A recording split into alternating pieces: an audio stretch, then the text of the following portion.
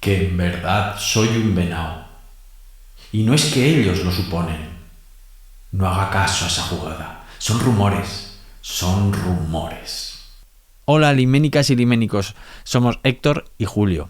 Este es el canal de Limen Artist, la agencia cultural y de espectáculos, y por eso aquí os contamos los contenidos que tiene nuestro trabajo diario. Con este vídeo vamos a comenzar una serie para que aprendas todo lo necesario sobre la propiedad intelectual y los derechos de autor.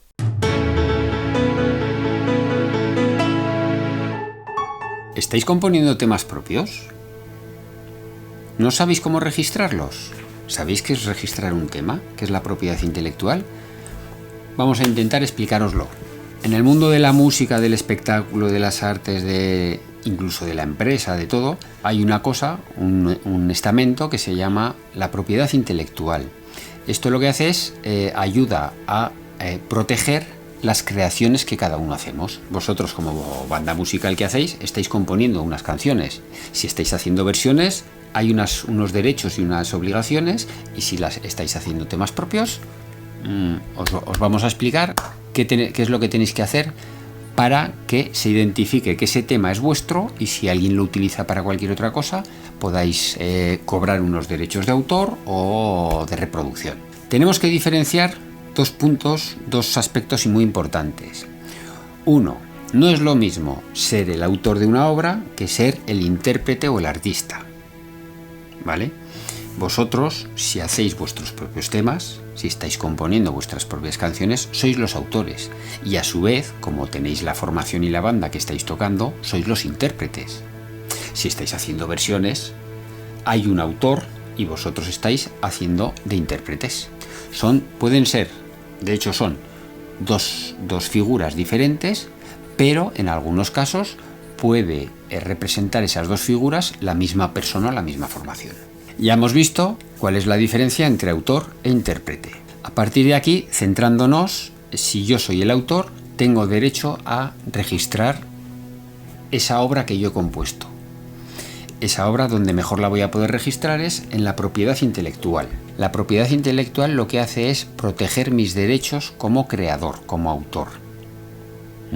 Luego estaréis preguntándoos, hombre, pero está la Sociedad General de Autores, sí, pero eso es otro aspecto, es otra cosa. Por un lado está el registro de lo que tú has hecho, propiedad intelectual, de lo que tú has creado. Por otro lado está la SGAE u otras asociaciones o fundaciones que hay, ¿vale? O sociedades que son sociedades de cobro. Son dos aspectos diferentes, ¿vale? Igual que unos son los autores y otros sois los intérpretes, o unos sois los autores y otros sois los intérpretes. Unos son los que registran lo que tú has creado y otros son los que gestionan el cobro y los derechos que te genera cuando otros utilizan lo que tú has creado. La propiedad intelectual protege los derechos de los autores, mientras que la SGAE, Sociedad General de Autores Españoles, protege los derechos de los cobros de eso que tú has creado. Entonces, cuando tú creas una obra, tienes que ir a la propiedad intelectual, que es un organismo que está dentro de la DGA, y registrarlo. Existe ahora una opción de hacer los registros online. Por ejemplo, en la música, que esto facilita mucho. Si os interesa, nos lo decís y ya os diremos algunas de estas páginas. Tú puedes poner un audio, tu canción, en MP3 y pagas una cuota que me parece que son 15 euros, una cosita así, y con eso ya lo tienes registrado en la propiedad intelectual.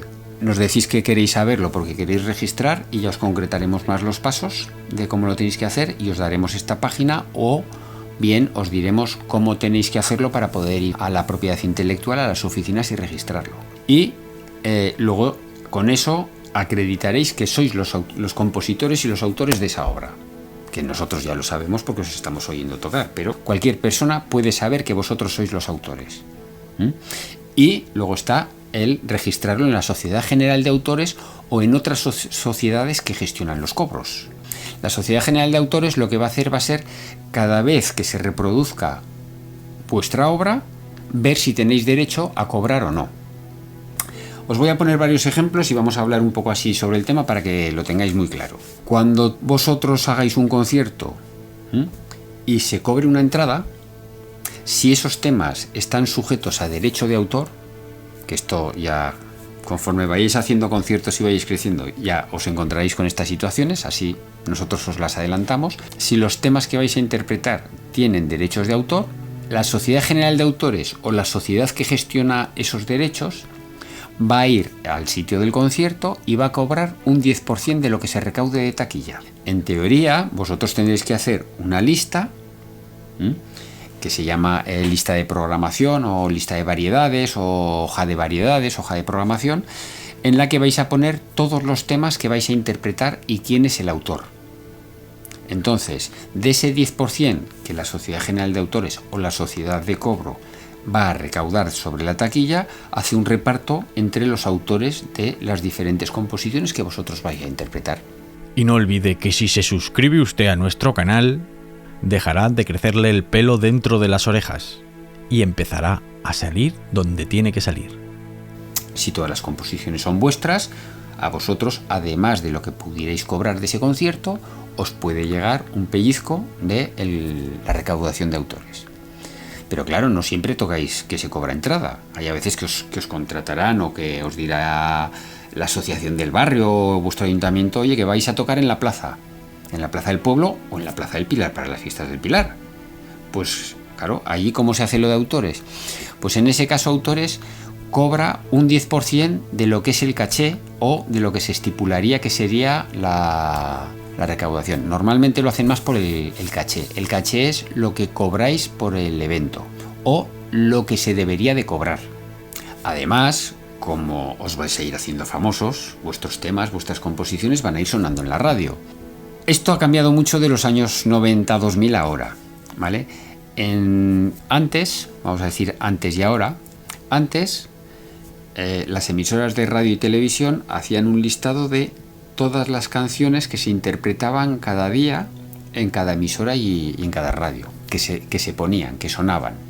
Y esa hoja se pasaba luego a la Sociedad General de Autores, que era la única que estaba en aquella época, y ella recaudaba sobre los ingresos que tenía la emisora en publicidad y en otras cosas, recaudaba, y las emisoras pagaban.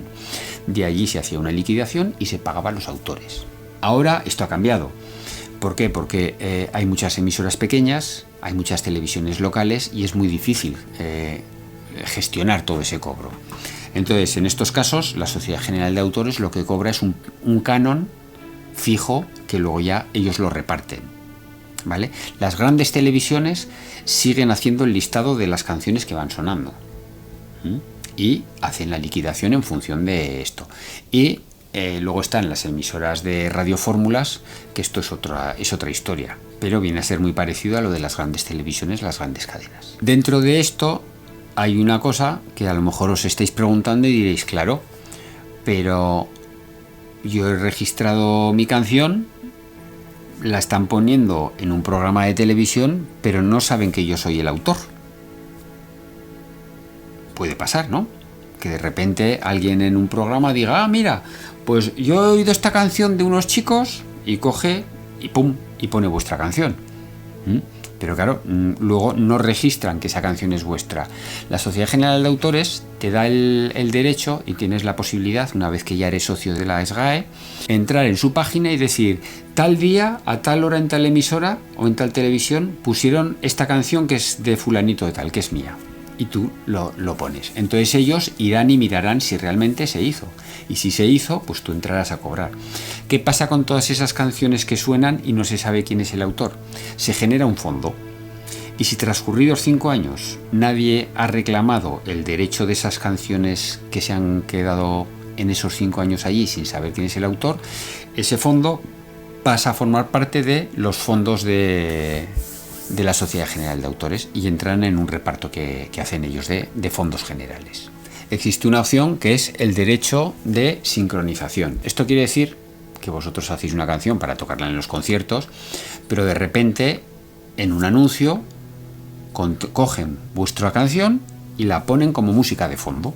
Esto es utilizar un tema ya estrenado para otro fin que no es el que se creó. Esto también genera derechos de autor, que puede revertir y de hecho os haría cobrar sobre esa canción.